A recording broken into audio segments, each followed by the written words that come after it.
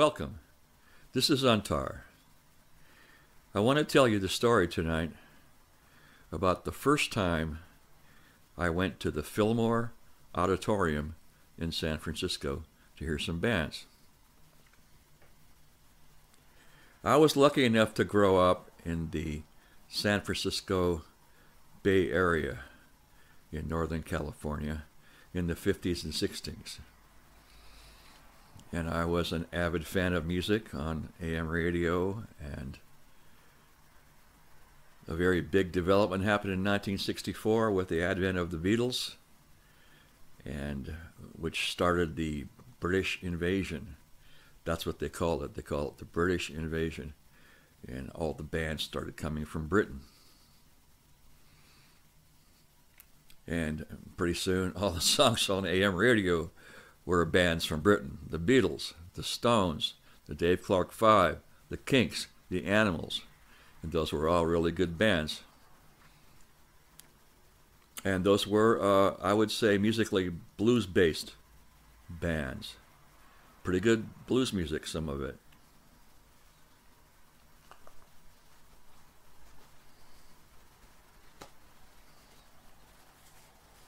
I was playing in a band myself, starting in about late 1965 or summer 65, and I was playing as a vocalist and a harmonica player.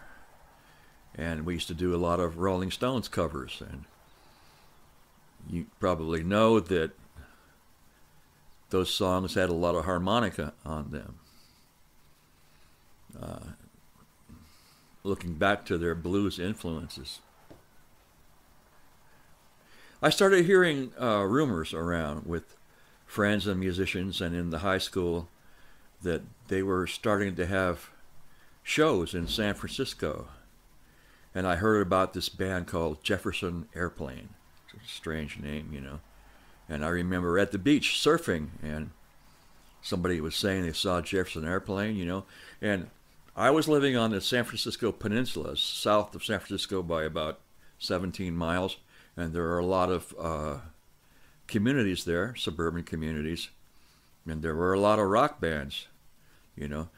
After the Beatles played Shea Stadium in New York in 1964, overnight there were like thousands, maybe millions of garage bands. And everybody played covers, mostly of British songs. And if you had a lot of vocalists, you did Beatles covers. And if you only had one vocalist, you did Rolling Stones covers. And that was my situation. So someone said, oh yeah, I heard Jefferson Airplane. They were great. In the city meaning San Francisco. I said, oh yeah? Do they do Beatles or do they do Stones? And the guy goes, no, man, you don't understand. They play original material. I went, oh, really? That doesn't sound good. So that became the next phase in popular music. See, it's a little difficult to understand because nowadays popular music is mythic in the Marshall McLuhan sense. Everything is happening at once. And you can go on YouTube or whatever, and you can listen to whatever you want from whatever era. But in those days, in popular music, the main venue was AM radio, and the trends came out in a linear fashion, you know. So the Beatles, and the Dave Clark Five, and the Rolling Stones, and then the Yardbirds, and the new trends in guitar licks and everything started, you know. I remember when Santana came out, the guitarists all added a minor ninth note to their solos. That's how it was working in those days. So I heard about the shows in San Francisco. There were two old ballrooms. One of them was the FILLMORE Auditorium, and the other one was the Avalon Ballroom.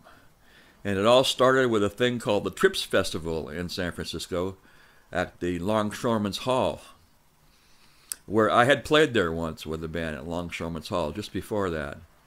So this was in the middle of the LSD wave of 1965, 1966. And they had this big show called the Trips Festival there. and it involved Tripster's Ken Kesey and Grateful Dead, and there were a couple of fellows there who were watching it and digging the scene, and that would be Bill Graham, who later became a rock entrepreneur excellence, and he skips my he's left my mind there for a minute. The fellow from the Family Dog, the Avalon Barnum, Chet Helms. And I started hearing about the bands. You know, there was Big Brother and the Holding Company, and Grateful Dead, and Jefferson Airplane, and that became the next thing, the next big trend in popular music, the San Francisco sound and the psychedelic music. And it was an outgrowth of folk rock. The Byrds was a band from Los Angeles who had become very popular after the Beatles. The Beatles spawned a bunch of responses from American bands that grew their hair like the Beatles, and in the case of the Byrds, they had instruments like the Beatles, and they started playing music back at them. But the members of the Byrds were originally folk musicians, and they were gigging in Greenwich Village, New York, and in Boulder, Colorado, at coffee houses. And when they heard the Beatles, they heard some kind of a resonance with their folk music. So I heard about these bands in San Francisco. There was a San Francisco scene. There was the so-called Summer of Love. People say it was 1969. It was not 1969. It was 1967. And they call it the Summer of Love because, millions of people came from all over the United States into the Haight-Ashbury district of San Francisco. And most of them came for the party. And the people who are authentic, who are living in the Haight-Ashbury, they all moved to Marin County, Lagunitas. So I kept hearing about this. I had become a fan of the Yardbirds, which, if you're looking at it in a linear fashion, they were kind of the next blues development from the Rolling Stones. And I was really into them, and Jeff Beck was a big guitar hero. We were used to listening to George Harrison, and we were used to listening to Keith Richards, and Jeff Beck was a whole other can of worms. It was more advanced, more improvisational. Improvisation became more part of the texture. So I remember I had a friend in high school, and he was growing his hair, and he used to wear striped bell-bottoms pants. And he told me he'd been up to the city a couple of times and heard that stuff. He says, "Oh yeah, it's really great. It's like long jams, and they have long guitar solos like the Yardbirds, And then in late 65, early 66, the next trend came down the pike in the linear progression that was the 60s. And that was the Paul Butterfield Blues Band. And I bought that record, and I inhaled that record every day for months and months and years. A great record, and it had harmonica virtuoso and vocalist Paul Butterfield, and the next guitar hero, Mike Bloomfield. It was fantastic. And Elvin Bishop was in that band, and Mark Knapflin was in that band. And so I was listening to that record. And so, as I've been saying, I kept hearing about these shows in San Francisco. So one night I got together with a friend. I used to be a surfer, a North Coast surfer in Pacifica, California. And so I went to the Fillmore with a surfing friend of mine. And we went in my old car. I was 15 and a half, and I bought a car for $35. And it was a 1952 or 53 Chevy. And it ran great. And what was even better is it had a fantastic AM radio in it. And we tore the back seats out so that we could slide the surfboards to the trunk. The surfboards in 1965 and 66 were really long. They were long surfboards, 9/8, 9/6, 10. I had a 10-foot board, and you could just take the back seat out of the car and open the trunk and shove the board up through there and then close the trunk, and then you've got a surfmobile. So we went one night.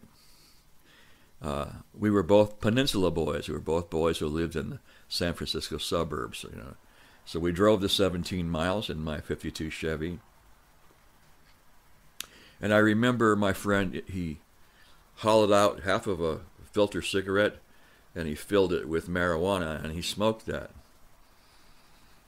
So we went to the Fillmore, and I remember going in, and it was completely dark except for light projections that were on the back wall of the stage and, of course, the band.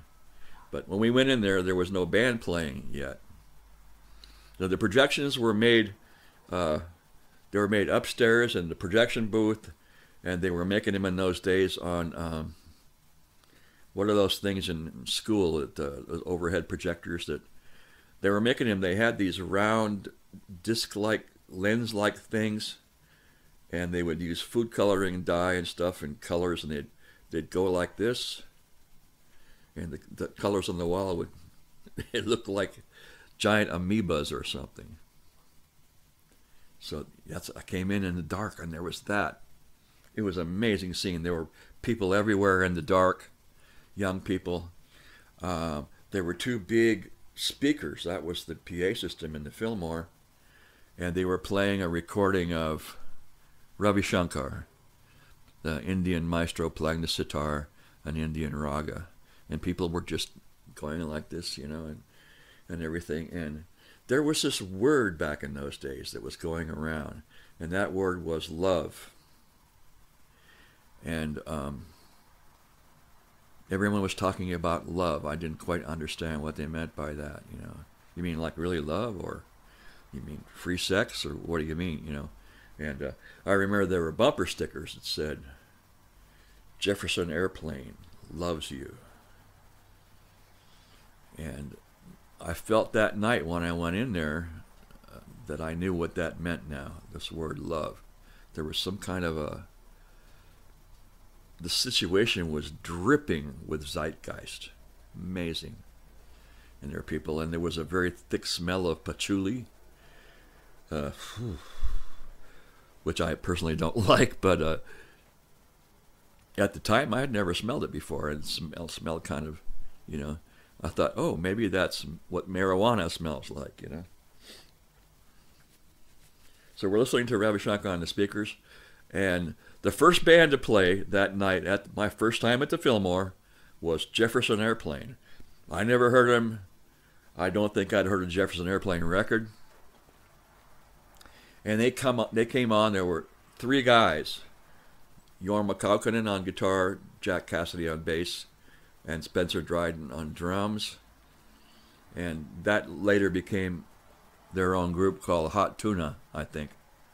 And they started playing a raga jam, like what they thought they had heard on the recording. And then after that was over, Jefferson Airplane proper came and they performed. And it was just mind-blowing. I mean, first of all, I had never heard anything that loud before. It was a time when volume in the music was becoming a dimension of the music. And it was loud and it was good. And you had all the other members of the band, Paul Kantner and Marty Ballin, and before Grace Slick was in that band, there was another woman named Signa Anderson, and she was the singer that night, I think, and I really liked her singing. So I was just really, it was a very strong experience for me. And they did their set, and when they were done, then they announced the next band. And the next band was the reason why my friend and I, we went to the Fillmore that night. Paul Butterfield Blues Band. So I'd heard the records, but I never heard them live. So they performed, and that was, Paul Butterfield on harmonica and vocals, and Mike Bloomfield on guitar. Big guitar hero at the time, before Eric Clapton, before we were aware of Eric Clapton in San Francisco. And Jack Cassidy and Spencer Dryden and, the Butterfield Blues Band. Jerome Arnold, Sam Lay on drums, Elvin Bishop, who's really, really well known now, and Mike Bloomfield. And talk about really good rock and blues, tight, up really loud, really loud. I remember their first album, there's a little disclaimer on the back of the album, and it says, play this music, for best results, play this music as loud as possible.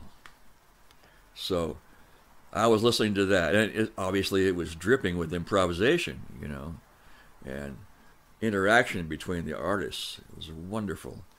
And I'd never seen such a good guitarist as Mike Bloomfield, and he was making a lot of faces, you know, and he was sort of mouthing the notes he played, and Butterfield's singing was wonderful, you know, and that made a really gigantic impression on me. So that was my first time to the Fillmore, and I went many, many more times over the next few years, and also to the Avalon Ballroom, which was across town, another rock ballroom. And I heard a lot of great artists. But that particular night, you know, and of course after that, I started modeling my bands on the Paul Butterfield Blues Band, and I was studying his harmonica solos. So anyway, that's a meaningful story for me. I hope you enjoyed it, and maybe I'll make some more of these videos, yeah?